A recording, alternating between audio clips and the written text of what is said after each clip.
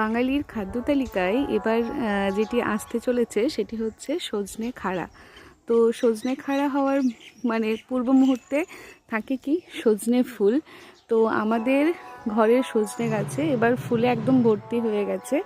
আর সজনে খাড়ার সাথে সাথে সজনে ফুল যারা খেয়েছো, সজনে ফুলের তরকারি থেকে শুরু করে বড়া যারা খেয়েছো তারা জানো যে সজনে ফুল খেতে কতটা টেস্টি।